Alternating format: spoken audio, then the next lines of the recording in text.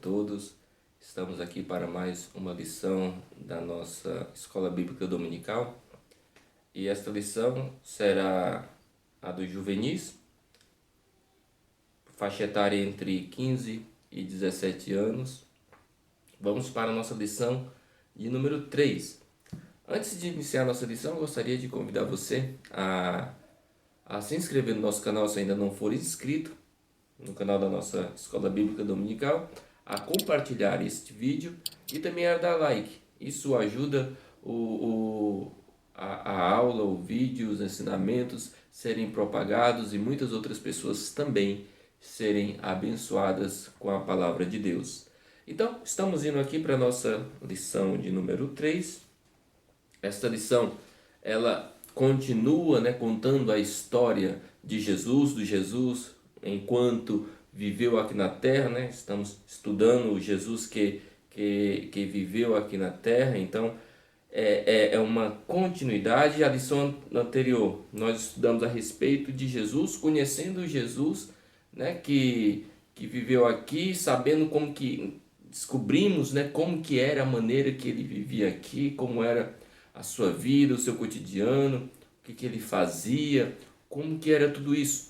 Na lição de hoje, nós iremos um pouquinho além em conhecer esse nosso bondoso Jesus. A lição de hoje tem como título Conhecendo o Caráter de Jesus. Se na lição anterior era Conhecendo Jesus, na lição de hoje nós iremos conhecer o caráter magnífico desse nosso bondoso Salvador. E os objetivos específicos da nossa lição de hoje é, em primeiro lugar, descrever os traços do caráter de Jesus. Como que era Jesus? Como que era o caráter dele? Também impelir a conhecer o nosso próximo. Ou você impelir o seu aluno a conhecer o seu próximo. Precisamos saber quem é o nosso próximo, que relação tem o próximo com o caráter de Jesus e também a relação entre Deus e Jesus. Tudo isso é importante para que nós possamos compreender e conhecer o caráter de Cristo. E o nosso texto áureo se encontra em 1 Coríntios, capítulo de número 2 e versículo 16, que diz da seguinte maneira: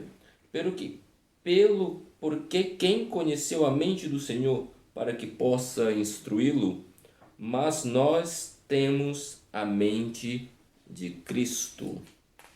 Louvado seja o nome de Jesus. A nossa leitura bíblica em classe se encontra em Filipenses, capítulo de número 2, versículo de 1 até o versículo de número 11, que diz assim. Versículo 5. De sorte que haja em vós o mesmo sentimento que houve também em Cristo, que sendo em forma de Deus não teve por usurpação ser igual a Deus, mas aniquilou-se a si mesmo. Há outras versões que falam esvaziou-se de si mesmo, tomando a forma de servo, fazendo-se semelhante aos homens. E achando na forma de homem, humilhou-se a si mesmo, sendo obediente até a morte e morte de cruz. Pelo que também Deus o exaltou soberanamente, e lhe deu um nome que é sobre todo nome, para que ao nome de Jesus se dobre todo o joelho dos que estão nos céus e na terra e debaixo da terra, e toda língua confesse que Jesus Cristo é o Senhor, para a glória de Deus. Texto magnífico, poderoso, fala a respeito da divindade de Jesus, no qual ele se despiu e veio aqui na terra viver como homem, como eu e você. Com um caráter, a diferença de Jesus aí, além de ser Deus, obviamente, mas está despido, para viver como um homem, como o texto mesmo falou. A diferença é que Jesus tem um caráter ilibado, um caráter magnífico, um caráter íntegro, completamente perfeito, diferente dos homens que têm as suas imperfeições. E nós sabemos e conhecemos que Jesus, quando viveu em sua época, no seu convívio natural e normal daquele local, aonde ele chegava, coisas diferentes aconteciam. pessoas eram impactadas, as pessoas eram transformadas, vidas eram restauradas, porque Jesus tinha uma mensagem incisiva e cheia de autoridade. As pessoas eram marcadas por Jesus. Aqueles que conviviam com Jesus nunca mais tiveram uma vida normal, ou igual era antes, pelo menos eles tiveram sua vida completamente alterada, porque tiveram contato direto com o Salvador e com Jesus Cristo. Jesus, ele se relacionava com o ser humano de uma maneira na qual nenhum outro ser humano se relacionou antes. Jesus também se relacionava e demonstrava o seu relacionamento com Deus de maneira que as pessoas não compreendiam, mas ele em tudo que fez, em absolutamente tudo que fez, se manteve íntegro, com um caráter totalmente perfeito. Então, na lição de hoje, nós vamos estudar esse caráter, o caráter magnífico de Jesus. Iremos aprender lições que servirão, sem dúvida nenhuma, para forjar o nosso próprio caráter, para nos fazer ter vontade e buscar ser iguais a Jesus e compartilhar do mesmo caráter que ele tem. Iremos entender que o caráter de Jesus estava intimamente ligado a compreender e a entender o outro, o próximo. E iremos compreender também que nós precisamos também compreender e entender o próximo. Isso faz parte do nosso caráter, tem que fazer parte do nosso caráter e da nossa vida. O primeiro ponto de nossa lição fala a respeito do caráter de Jesus e sua missão. Se nós formos para o dicionário Aurélio, por exemplo, e buscarmos a definição de caráter, encontraremos algo do tipo: que caráter é um conjunto de características e traços psicológicos, qualidades relativas à maneira de agir, de reagir, de indivíduos ou de um grupo.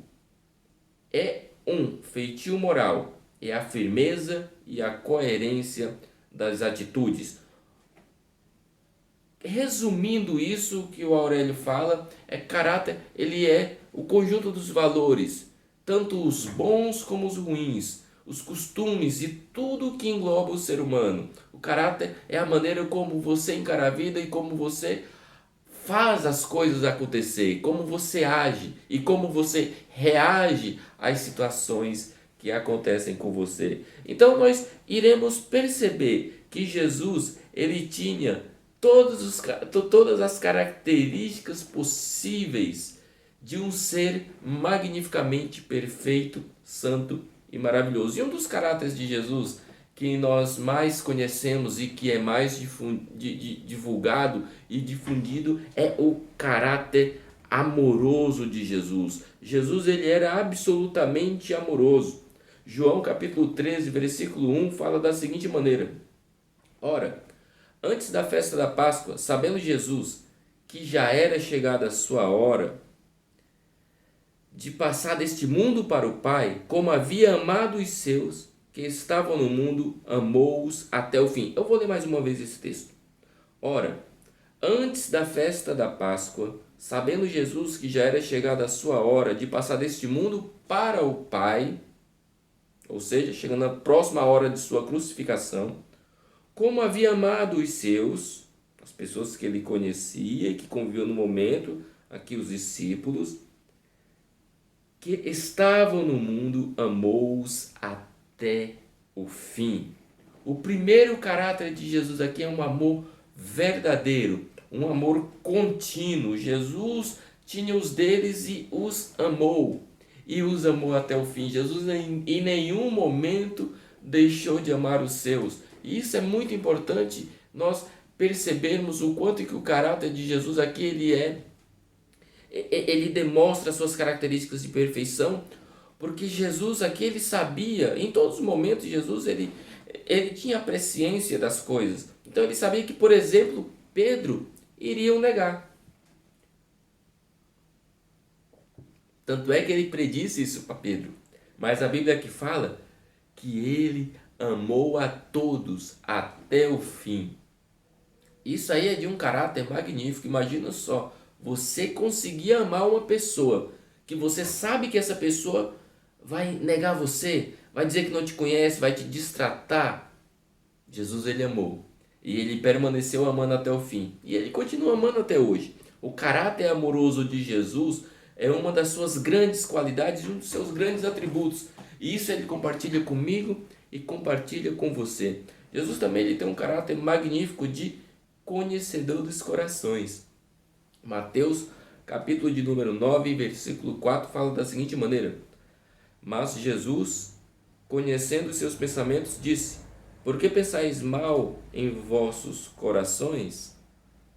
Aqui, irmãos, é basicamente o que estava acontecendo é que os mestres da lei, eles viviam tentando encontrar alguma investida para tentar incriminar Jesus de algo, porque eles sabiam que Jesus tinha um potencial gigantesco, eles estavam com medo de perder, no caso, o reconhecimento das pessoas. Parece um judeu, agora, filho de carpinteiro, que conhece muito, os doutores da lei, obviamente, queriam inibi-lo, não queriam deixar que sua fama e o seu sucesso continuassem. E a todos os momentos eles tentavam pegar Jesus, fazer pegadinhas com Jesus e fazer com que Jesus caísse em contradição, mas isso nunca acontecia. Porque Jesus ele conhecia, ele conhece os corações. Então ele olhava para aquele mestre da lei, aquele doutor da lei, cheio de más intenções, olhava para ele e falava assim: por que você está intentando o mal contra mim? Quando nós conhecemos isso e sabemos disso, irmãos, nós iremos perceber que Jesus, ele sabe das coisas mesmo antes que elas aconteçam. Deus, ele sabe, Jesus, ele sabe do que você pretende fazer. Quais são as suas intenções? O que você de fato está tramando fazer? A Bíblia fala que não importa a maneira na qual o evangelho seja pregado. Se for para o contento, que seja pregado. Mas Jesus, ele conhece o motivo e a verdadeira motivação de você pregar. Jesus, ele conhece a verdadeira motivação de você fazer o que você tem feito. Então, que o nosso coração venha sempre fazer de maneira que venha adorar a Deus. Não por vanglória, não por exaltação própria, mas porque temos a convicção de que o que fizermos para Deus é para Deus e para a glória de Deus. E ninguém precisa ficar sabendo. Ou não precisamos, falar que fazemos apenas para parecer bondosos para o próximo. Jesus conhece o nosso coração. Ele conhecia na época e continua conhecendo os corações dos homens. Jesus também tem uma característica, um caráter magnífico, que é o caráter da compaixão. Jesus ele era movido à compaixão. Quando falamos que Jesus é movido à compaixão, é porque ele agia de acordo com a sua compaixão e que era magnífica. Olha só um texto bastante conhecido também, que está em Mateus capítulo 9, versículo 36, que diz da seguinte maneira: E vendo as multidões, teve grande compaixão delas, porque andavam cansadas, desgarradas, como ovelhas que não têm pastor. Esse era o Jesus maravilhoso. As pessoas, onde Jesus ia, Jesus atraía as multidões. As pessoas saíam desesperadas querendo ouvir Jesus, algumas querendo aprender e ter conhecimento, outras querendo uma cura, algumas outras querendo, curiosas apenas porque talvez nem concordavam ou acreditavam neles, mas elas queriam estar próximo de Jesus. E Jesus vendo aquela multidão, Jesus ele movido de íntima compaixão, ele se compadeceu. A palavra compadecer, em sua originalidade, em seu significado, ela quer dizer se colocar no lugar. Jesus se colocou no lugar daquelas pessoas que estavam querendo ouvir e sabia que as pessoas estavam necessitando de alimento, estavam necessitando ser tratadas naquele momento e movido de íntima compaixão. Algumas traduções falam assim: ele olhava e aí ele fez os milagres da transformação, da multiplicação dos pães e dos peixes, que é um dos milagres que Jesus faz, movido de íntima compaixão. Então, o nosso bondoso Jesus, o caráter dele é um caráter voltado à compaixão. Ele é alguém que olha para você e se coloca no seu lugar. Jesus, ele não é apático ao que está acontecendo com você. Ele se importa comigo, ele se importa com você. E a maior prova disso é o que ele fez na cruz. É o que ele promoveu na cruz, que foi a nossa salvação, que foi a remissão de todos os nossos pecados. Jesus também, ele tem um caráter de humildade. A Bíblia fala, nós lemos o texto em Filipenses 2:8, da seguinte maneira: e achando na forma de homem, humilhou-se a si mesmo, sendo obediente até a morte e morte de cruz. Observe, nós não estamos falando aqui de uma pessoa qualquer. Nós estamos falando de Jesus, Deus poderoso.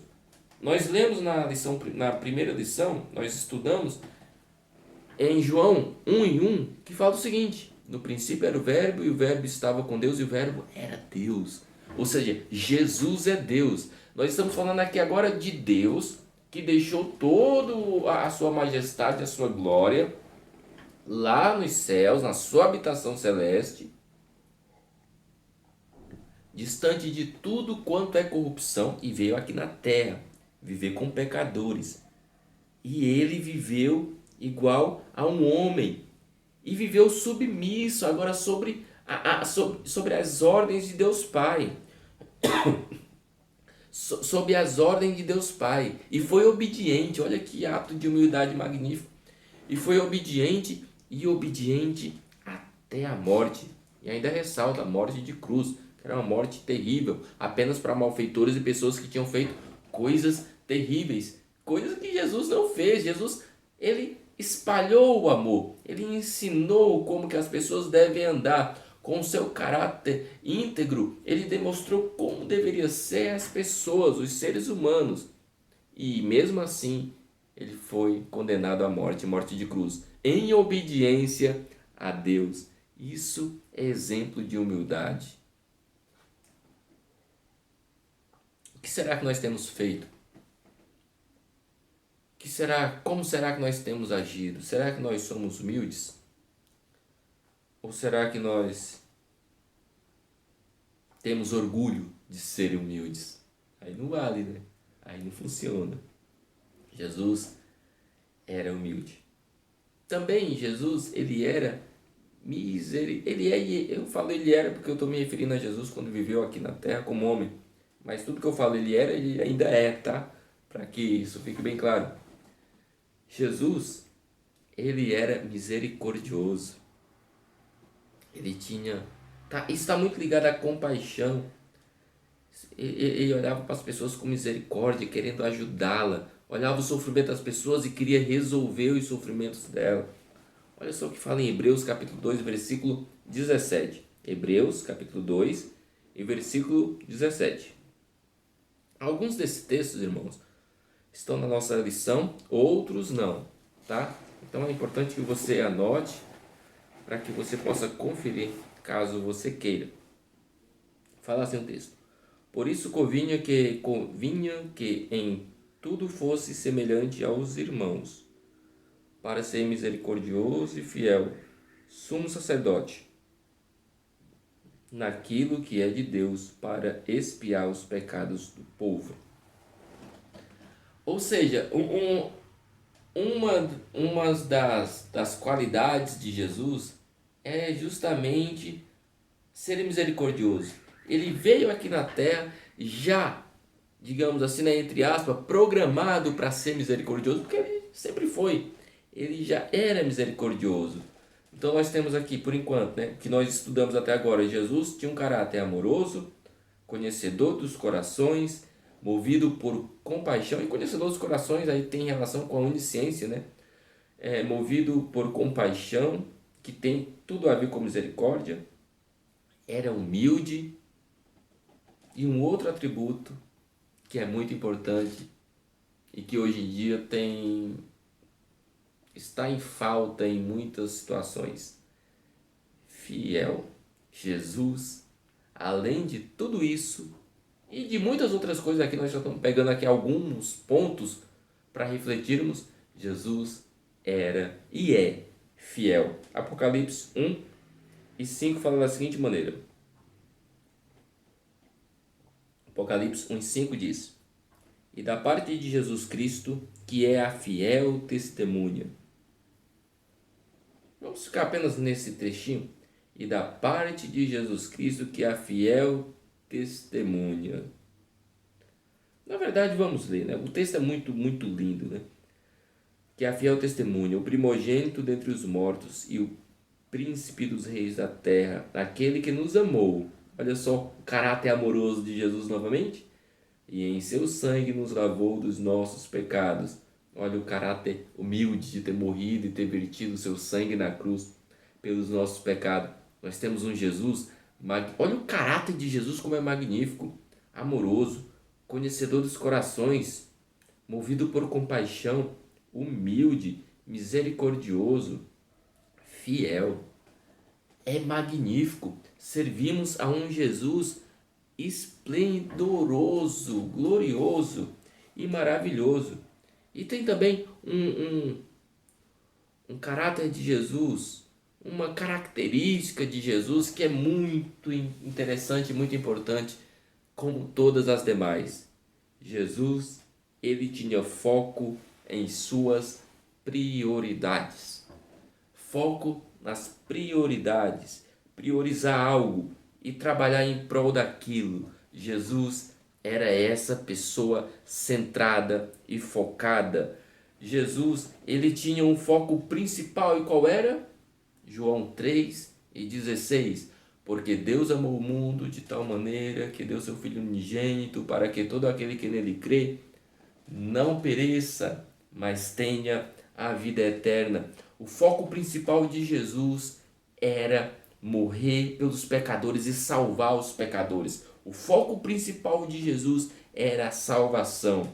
E observe que Jesus, ele iniciou seu ministério lá quando criança ainda. Nós lemos isso, nós estudamos isso na aula anterior. Jesus, enquanto criança, por volta dos 12 anos, desapareceu e os pais não o encontravam. Depois foram ver, ele estava no templo com os doutores da lei e estava discutindo os assuntos de igual para igual, mantendo o mesmo nível de intelectualidade e de conversa. E os doutores da lei estavam impressionados como que uma criança, um adolescente de 12 anos, sabia tanto e fazia questionamentos tão profundos. Ou seja, Jesus, desde esse período, Jesus ele já tinha o seu foco, ele já sabia que precisava manter o seu foco, que era justamente salvar vidas. Então ele passou por esse período. Depois ele foi batizado por João Batista.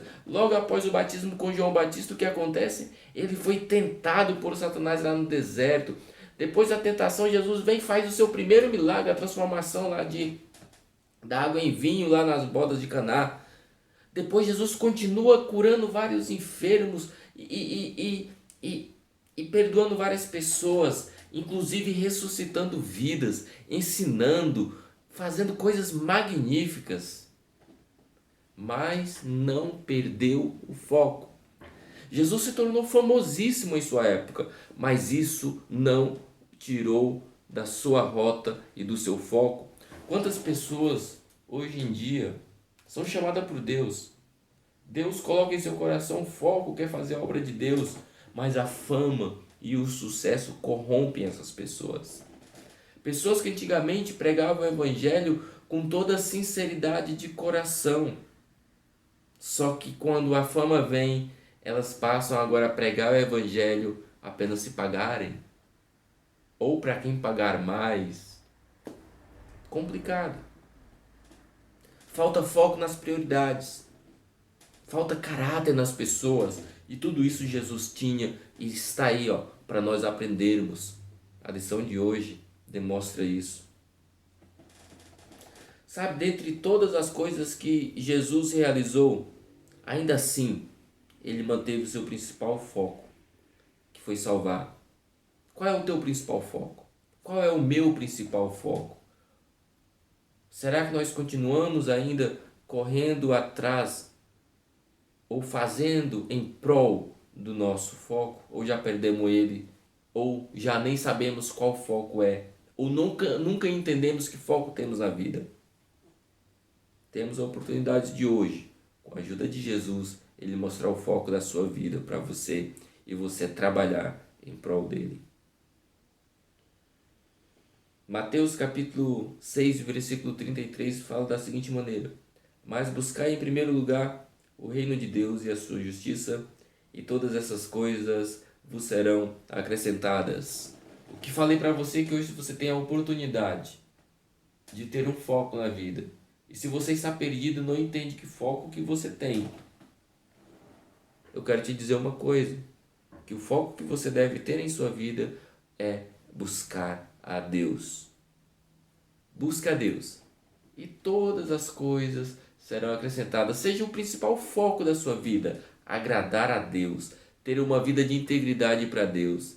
E você vai perceber que todas as outras coisas, todas as outras prioridades que existem, elas serão acrescentadas a você. Elas serão uma consequência da sua vida em devoção e em busca de Deus. Ponto 2. Tem a ver com o nosso próximo. O ponto 2 de nossa lição, ela pergunta: quem é o teu próximo? Você observa que Jesus veio aqui na terra com o foco, de morrer por todos nós, de dar a sua vida pelos pecadores. Esse foi o foco de Jesus. O próximo, o outro, salvar o outro. E quem é o outro? Quando Jesus fez isso, Jesus ele está dizendo assim: olha, como eu morri pelas pessoas, porque eu me importava com elas, importa que você também se importe, que você também se interesse pelas pessoas, que você também se interesse e esteja com o seu próximo. Aí nós viemos e perguntamos, quem é o nosso próximo? Quem está do meu lado? Quem eu conheço? Muitas das vezes não. Você lembra da parábola do bom samaritano, Lucas capítulo 10, do versículo 30? Você vai ver a parábola do bom samaritano e você vai perceber quem que era o próximo. A Bíblia conta a história, Jesus conta essa história, que um certo homem estava caminhando. E de repente os malfeitores o pegaram, e o bateram, e o roubaram, e o deixaram quase morto. E aquele homem ficou lá jogado, precisando de ajuda. Era um samaritano. De repente vem um sacerdote, alguém que conhecia a lei, alguém que era religioso, vê aquele camarada ali no chão e passa distante dele. Não quer nem saber quem que é aquela pessoa, passa distante dela. Um sacerdote, alguém que deveria cuidar das pessoas. Tudo bem, o alto calão, da igreja da época, digamos assim. Mas aí vem um outro que tinha uma importância muito grande também, mas não tanto quanto o sacerdote, vem um levita, aquele que cuidava do templo. Lá vem aquele camarada, aquele que tocava, que a gente gosta de falar isso, mas não era apenas essa atribuição do levita, ele também cuidava do templo, estava lá para cuidar do templo. Então o levita olha para aquilo e também passa distante. Não quer nem saber quem é aquela pessoa. Mas havia um samaritano, que não se dá com os judeus, porque aquele era um judeu que estava ali no chão. Olha para aquele camarada, toma ele nas mãos, o limpa, leva ele a um hotel, a uma hospedaria da época e paga todas as contas necessárias e ainda deixa pago para que ele continue lá se recuperando. E fala assim: se precisar de mais alguma coisa, fala para mim que eu vou pagar e ressarcir tudo. E Jesus pergunta para aqueles mestres que queriam mais uma vez encontrar alguma contradição em Jesus. E pergunta: quem você acha que foi o próximo? Isso foi um doutor da lei, um mestre da lei que perguntou para Jesus. E Jesus perguntou para ele, né? Quem será que você acha que foi o próximo, o mestre da lei? Ele falou, obviamente, que o samaritano foi o próximo daquele judeu. Com isso nós entendemos que às vezes o próximo é alguém que nós não gostamos. Os samaritanos, eles tinham uma rixa com os judeus. Então eles não se davam. Mas foi um samaritano que ajudou o judeu. Então eu quero te dizer que muitas das vezes o nosso próximo, a pessoa que nós devemos de fato ajudar e estender a mão, é a pessoa que nós não gostamos. É aquela pessoa que você olha e fala assim, essa pessoa eu não vou com a cara dela. Um certo preconceito. Mas é essa pessoa, mesmo que você não goste, mesmo, né, entre aspas, que você não a engula, é essa pessoa que é o teu próximo. É essa pessoa que você tem que amar. Lembra do que Jesus falou? Que proveito tem? Isso não será mudar a montanha. Que proveito tem se você apenas amar os que te amam? Os fariseus fazem isso. Você tem que amar os que te aborrecem. Jesus é magnífico. Você tem que amar aqueles que te odeiam. É isso que você tem que fazer. É isso que eu tenho que fazer. Isso faz parte do caráter cristão, do caráter do cristianismo. Ele prega isso, amar os inimigos. E Jesus está sempre demonstrando isso. Vamos além mais. Às vezes sim, o próximo é quem nós não gostamos, como falamos. Mas tem um outro caso. Lucas capítulo 8, do versículo 43 lá até o 48, nós vamos ter a narrativa da mulher do fluxo de sangue. Jesus estava indo atender o chamado de uma outra pessoa. E a multidão seguia Jesus. De repente, uma mulher que já fazia 12 anos, que tinha uma hemorragia. E ela já tinha gastado todos os seus recursos com a medicina da época que não resolveu o seu problema. Ela foi e tocou na orla de Jesus. E Jesus olhou e perguntou quem me tocou. E aquela mulher apareceu amedrontada e falou, foi eu. E Jesus falou, vai, a tua fé te salvou. E imediatamente aquele sangramento, aquela hemorragia foi estancada, foi sarada. E ela foi curada naquele instante.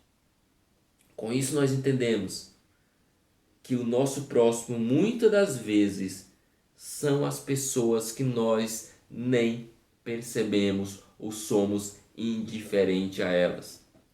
Talvez você tenha um vizinho aí que você nunca nem deu bom dia para ele, você nem sabe quem é. Ele é o seu próximo. Ele é o meu próximo. O nosso próximo pode ser alguém e é alguém que nós não o conhecemos ou somos indiferentes a eles. Jesus não sabia quem era aquela mulher, mas aquela mulher, ao tocar em Jesus, recebeu virtude, foi curada. Muitas das vezes nós não precisamos conhecer as pessoas para fazer o bem. Às vezes nós queremos até conhecer a pessoa porque gostamos de receber um obrigado, mas nem sempre é necessário que esse obrigado venha. Eu participei de um projeto chamado Projeto Helbot, um projeto missionário. E o slogan desse projeto era ajudar aqueles que não podem retribuir, ou ajudar quem não pode nos dar nada em troca. Esse projeto era magnífico, quando eu morei em São Paulo uma época, e foi de um aprendizado lindo, porque a gente ia para as casas de recuperação e fazia os trabalhos que tinha que fazer, arrecadava alimento, arrecadava dinheiro para ajudar, e ajudava pessoas que nós nunca tínhamos visto, ou às vezes nem ia nas casas de recuperação, apenas entregava lá os recursos que conseguíamos, né, que a equipe conseguia e dava. Ou seja, o nosso próximo muitas das vezes são pessoas que nós não conhecemos, ou até conhecemos, mas somos indiferentes. Sabe aquela pessoa que não influi nem contribui? Nós vimos, mas não sabemos de sua história, não conhecemos a sua vida. Esse é o nosso próximo. Nunca podemos esquecer que devemos amar o próximo como a nós mesmos. primeiro mandamento qual é? Amarás o Senhor teu Deus com todas as tuas forças e com todo o teu entendimento. E o segundo mandamento é amarás o teu próximo como a ti mesmo. E Jesus falou, desses dois mandamentos dependem toda a lei, ou se baseia toda a lei. João capítulo 15, versículo 12 fala o seguinte: o meu mandamento é este, que vos ameis uns aos outros, assim como eu vos amei. Isso é muito sério que Jesus está dizendo. João capítulo 15, versículo 12, Jesus diz assim: o meu mandamento é este, que vos amei uns aos outros, assim como eu vos amei, que vos ameis uns aos outros como Cristo amou. E sabe o que Cristo fez por mim, por você? Deu a sua própria vida.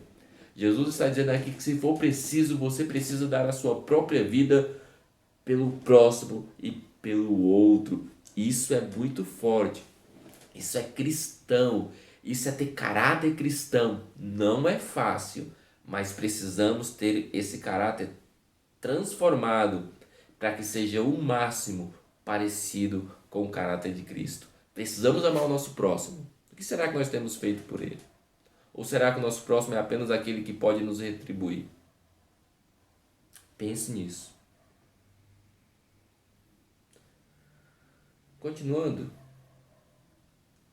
ponto 3 da nossa lição fala a respeito da relação entre Jesus e Deus, entre pai e filho, uma relação que nos inspira. E para entendermos essa relação, esse caráter de Jesus, de relacionamento com Deus, nós iremos perceber que Jesus, ele foi obediente e veio à terra. A Bíblia fala, João 3,16, porque Deus amou o mundo de tal maneira que enviou seu Filho unigênito. E Jesus obedientemente veio aqui na terra.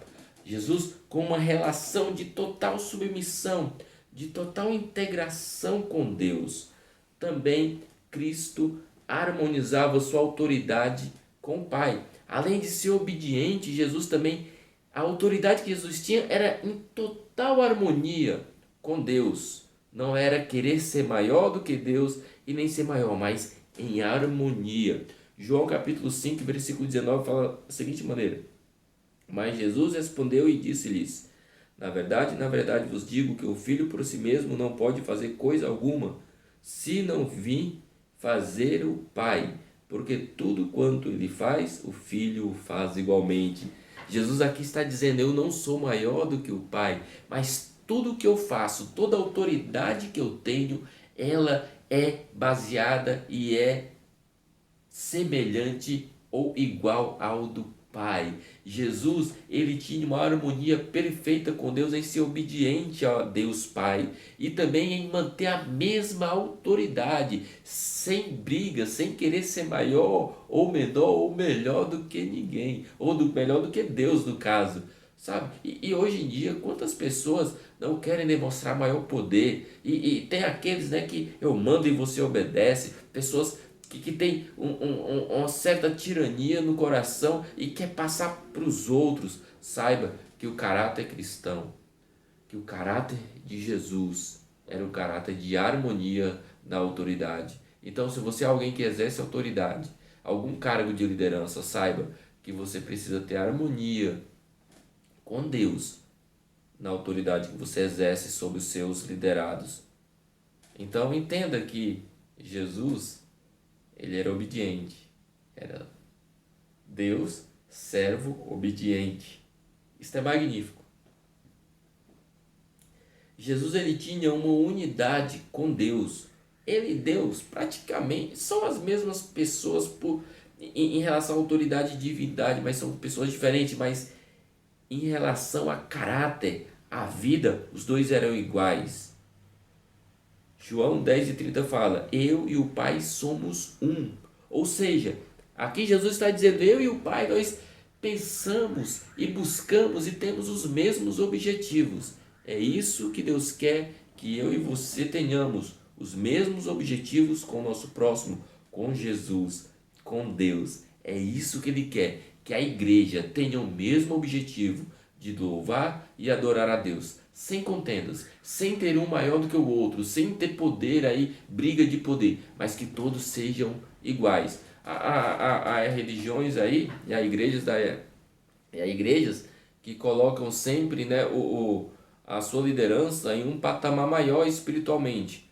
Na nossa igreja evangélica não existe isso. Espiritualmente não há ninguém superior a ninguém. Hierarquicamente, no que diz respeito à religião e à organização religiosa, há sim as hierarquias, mas espiritualmente todos são iguais. Todos nós somos dependentes da graça de Deus, pecadores arrependidos que necessitam da misericórdia de Deus para a salvação e necessitamos do sacrifício de Cristo, o qual já nos garantiu.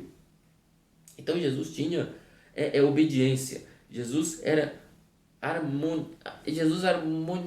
harmonizava com a autoridade de Deus. Jesus, ele tinha unidade com Deus. E uma característica e um caráter magnífico de Jesus é que Jesus, em todo o tempo que ele viveu aqui na terra, tudo o que ele fez foi baseado em oração. Jesus orava a todos os momentos.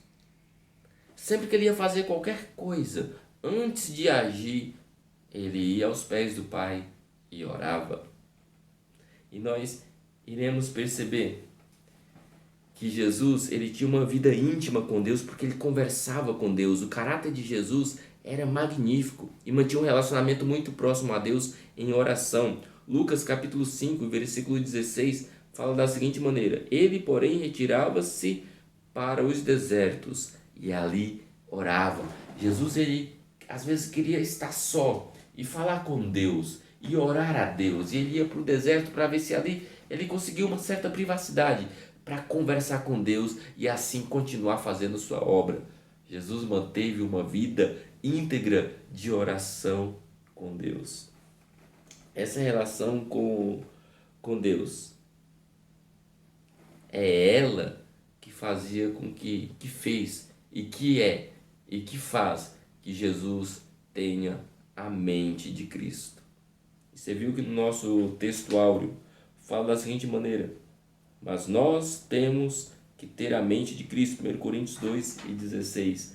Se nós entendemos que como Cristo foi obediente, como Cristo harmonizava em sua autoridade, Cristo falava com Deus em oração e Cristo era unido, tinha unidade com Deus, com essas características, com esse caráter, nós teremos a mente de Cristo. Porque por nossas próprias forças não teremos, mas com a ajuda de Deus, com a ajuda do Espírito Santo, nós conseguiremos ter a mente de Cristo.